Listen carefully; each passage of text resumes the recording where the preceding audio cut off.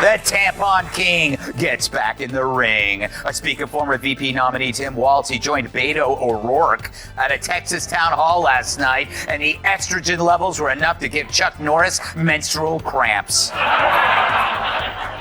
I wonder, is our strength our diversity? Our strength is our diversity. We've been talking about this for years as a country of immigrants, and we let them define the issue on immigration. We let them define the issue on DNI. But I'm thinking there's only one explanation for Tim spewing nonsense like this. Time of the month.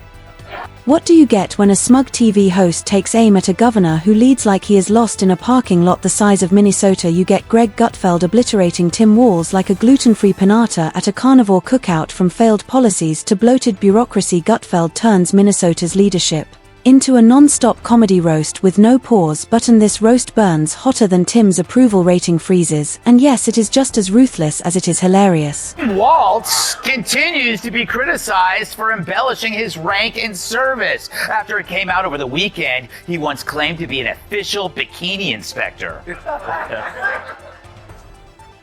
Walz's direct superior in the National Guard says Walz knew his unit was about to deploy to Iraq and went behind the back of his superior officer to resign. When reached for comment, Walz yelled, "Hey, look over there!" and then ran away.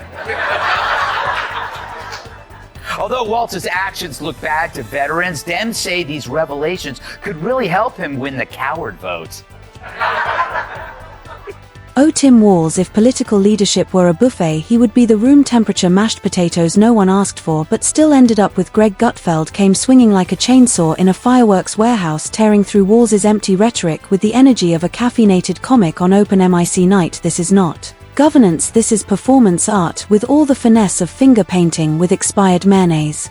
Exploited his military background to cover up his crime. He said it was related to his service and that he actually wasn't drunk. He just misheard the instructions and the drunk test. He blew a super high level. It was like, 0.2, driving 100 miles an hour. And then when he's running for office, he said that he wasn't drunk. I mean, this guy has creep written all over. He created a snitch line, but lies about his personal infractions. He doesn't even own up to it. This is a guy who pushes a hoax about sex on a couch.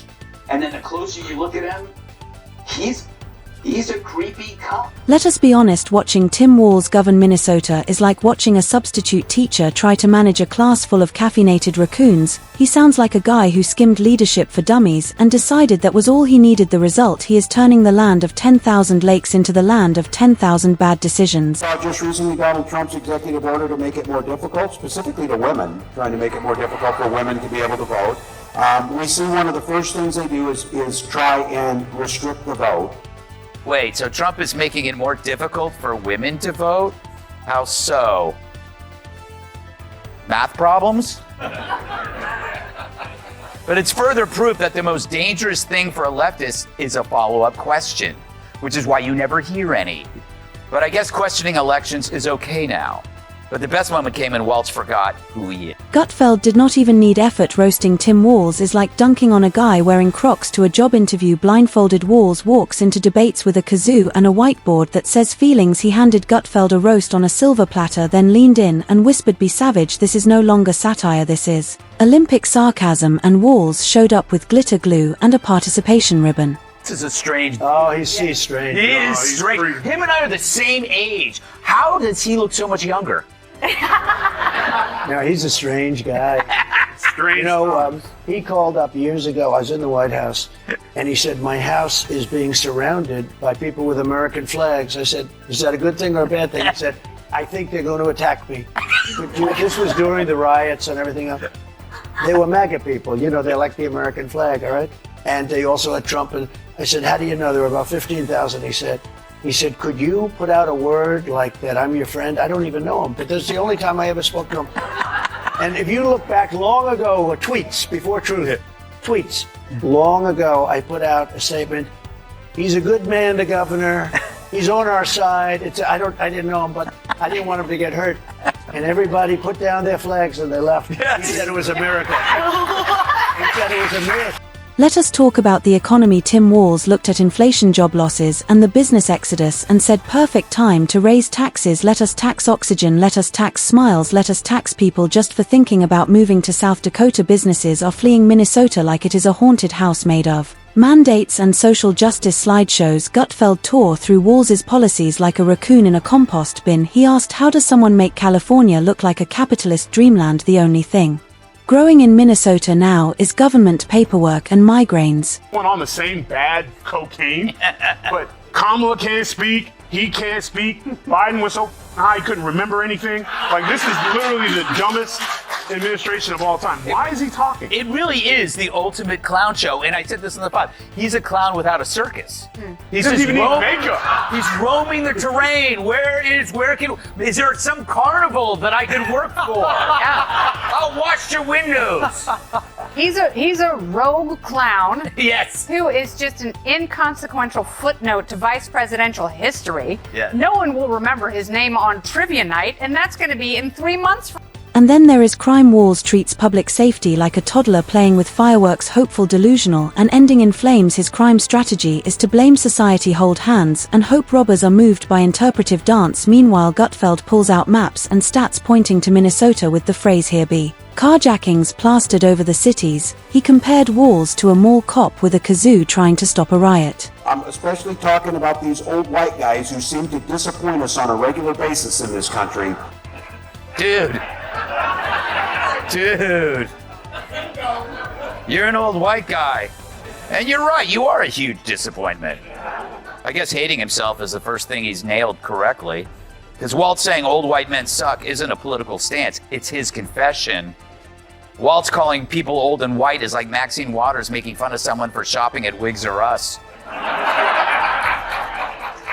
He wants to execute more DEI policies, and Trump wants to execute murderous gang members. So there you go, ladies and gentlemen. Can you see the Education under Walz, a glorious flaming mess. The former teacher turned classrooms into woke word salad factories. Forget reading and math now. It is all about spotting microaggressions and building safe spaces with popsicle sticks. Gutfeld lit this one up, saying students in Minnesota only pass one exam. The how to be offended test detention is out. TikTok therapy is in. It is not school anymore. It is performance art on a state salary. that Walz lost, but one of them, Politico says, is like Walz's wide eyes showed his passion and emotional intensity. Can we show that? There is his wide eyes.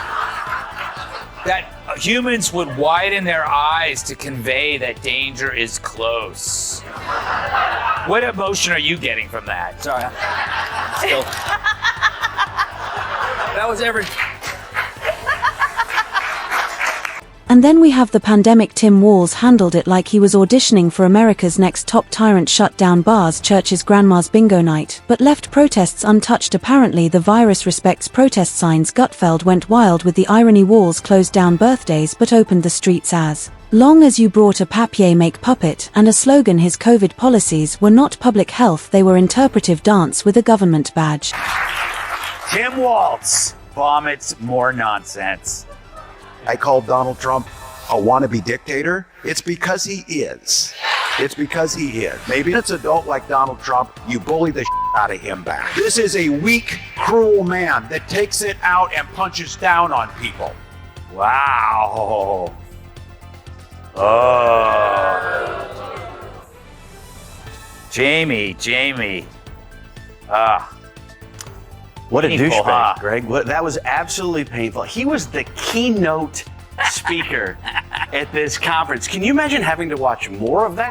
And the surplus, do not forget the surplus. Minnesota had a pile of extra cash, and instead of giving it back, Walz spent it like a toddler with a credit card. Bureaucracy exploded. He funded diversity consultants, espresso machines, and executive retreats. Gutfeld said Walz turned red tape into an Olympic sport. Want a lemonade stand? You need permits, a background check, and an official pronoun declaration. Minnesota now runs like a Soviet theme park with better fonts. So the tone of the media was one of sadness, not reporting Walz's loss, but mourning it. Now the truth is that a VP debate is like a colonoscopy. It's important and necessary, but that doesn't mean you want to watch it. Hong Kong and China during the democracy protests went in. And from that, I learned a lot of what needed to be in governance.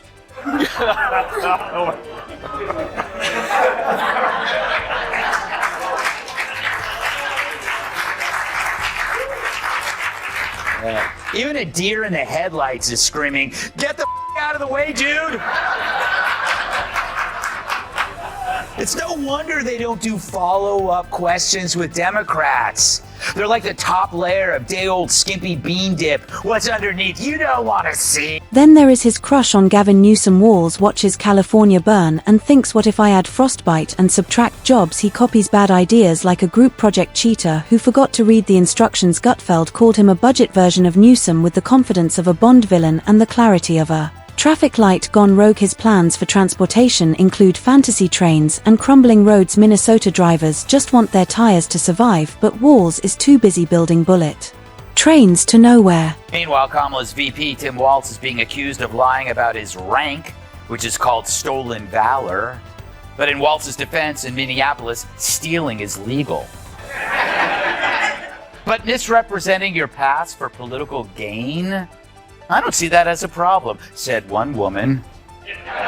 Gutfeld rolled his eyes so hard they triggered a geological event. Walz wants to build a train slower than a DMV line, less useful than a flashlight in a snowstorm. Meanwhile, he appears on TV talking like a dial-up modem underwater. His speeches are endless loops of nonsense delivered with the energy of a raccoon learning Morse code with oven mitts. Gutfeld tore through that circus like a drunk poet at slam night. The confusion is real, the confidence is baffling. Do the day, and he's got a very weird way of greeting his wife of 30 years. Roll it.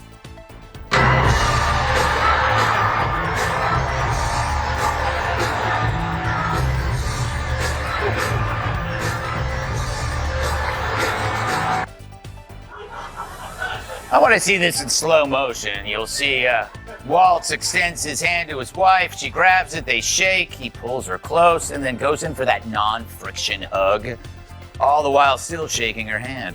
I wish there was a word to describe that. Oh yeah, weird.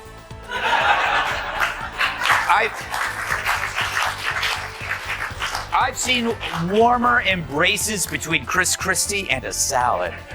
When challenged, Walz pirouettes like a ballerina powered by Red Bull, and Atlantic articles ask him about crime and he starts talking about bike lanes, mention the economy, and he offers a TED talk on gender-neutral parking. Gutfeld called him a human magic 8-ball, shake him and he spits out buzzwords in a fleece vest. He struts like a farm dad but drinks almond milk and quotes Chomsky at barbecues. His idea of rural outreach is kombucha at a tractor pull. Gutfeld gave him the perfect title, the IKEA Governor comes in a box, missing screws, assembly required, and by the end you are just crying over a wobbling disaster, wondering how it all went so wrong.